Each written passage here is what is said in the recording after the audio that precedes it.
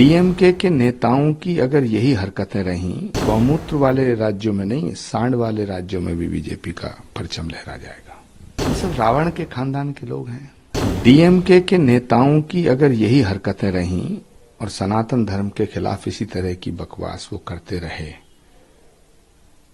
तो गौमूत्र वाले राज्यों में नहीं, सांड वाले राज्यों में भी बीजेपी का परचम लहरा जाएगा। जहां तक सवाल है संसद में गौमूत्र छिड़कने का, तो संसद वैसे ही मंदिर है और पंचगव्य मंदिर में प्रयोग होता ही है। स्वागत है। इस तरह के बयानबाजी से क्या शो करना चाहते हैं? क्या धार्मिक भावनाओं को ठेस पहुंचा रहे हैं? ये सब रावण के खानदान के लोग हैं, आसुरी शक्तियां हैं, भारत को बर्बाद करना चाहती हैं, भारत से सनातन को मिटाना चाहते हैं, भारतीय लोकतंत्र को खत्म करना चाहते हैं। सर, अभी जयपुर में सरकार बनी नहीं है, उसके बाद खुलेआम अब हत्याएं हो रही हैं, घर में घुसकर खड़नी सेना के राष्ट्रीय अध्यक्ष पर फायरिंग की गई, क्या कहेंगे उसको लेकर? ये तो घोर अपराध है। हत्या घर में घुस के हो या घर के बाहर हो, हत्या तो हत्या है। पुलिस प्रशासन को काम करना चाहिए। अभी तो अशोक जी का इस्तीफा हुआ नहीं है।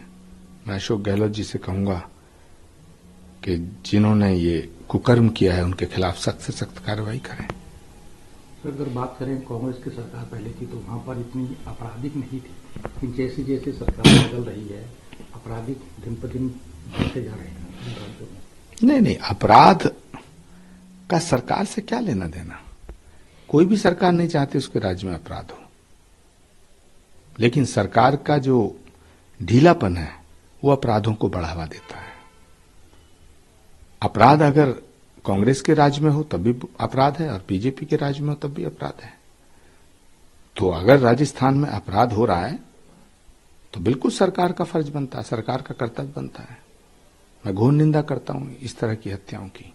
सख्त से सख्त कार्रवाई की जानी चाहिए। हत्याओं पर राजनीति नहीं की जाए। अगर हमारी सरकार में हत्या हो गई तो हम चुप रहेंगे, दूसरे की सरकार में हत्या हुई तो हम बोलेंगे। ये दोगलापन है। डीएमके के नेताओं की अगर यही हरकतें रहीं और सनातन धर्म के खिलाफ इसी तरह की बकवास वो करते रहे, तो गौमूत्र वाले राज्यों में नहीं, सांड वाले राज्यों में भी बीजेपी का परचम लहरा जाएगा।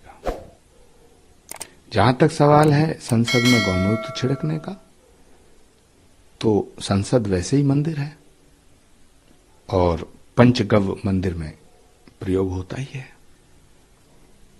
स्वागत है। इस तरह के बयानबाजी से क्या शो करना चाहते हैं? क्या धार्मिक भावनाओं को ठेस पहुंचा रहे हैं?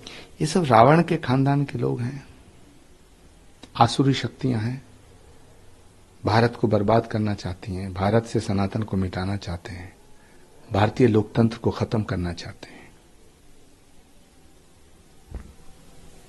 सर, अभी जयपुर में सरकार बनी नहीं है, उसके बाद खुलेआम अब हत्याएं हो रही हैं, घर में घुसकर खड़नी सेना के राष्ट्रीय अध्यक्ष पर फायरिंग की गई, क्या कहेंगे उसको लेकर? ये तो घोर अपराध है। हत्या घर में घुस के हो या घर के बाहर हो, हत्या तो हत्या है। पुलिस प्रशासन को काम करना चाहिए। अभी तो अशोक जी का इस्तीफा हुआ नहीं है। मैं अशोक गहलोत जी से कहूंगा कि जिन्होंने ये कुकर्म किया है उनके खिलाफ सख्त से सख्त कार्रवाई करें। अगर बात करें कांग्रेस की सरकार पहले की, तो वहां पर इतनी आपराधिक नहीं थी, लेकिन जैसे जैसे सरकार बदल रही है आपराधिक दिन पर दिन बढ़ते जा रहे हैं। नहीं, अपराध का सरकार से क्या लेना देना। कोई भी सरकार नहीं चाहती उसके राज्य में अपराध हो, लेकिन सरकार का जो ढीलापन है वो अपराधों को बढ़ावा देता है। अपराध अगर कांग्रेस के राज्य में हो तब भी अपराध है और बीजेपी के राज्य में हो तब भी अपराध है।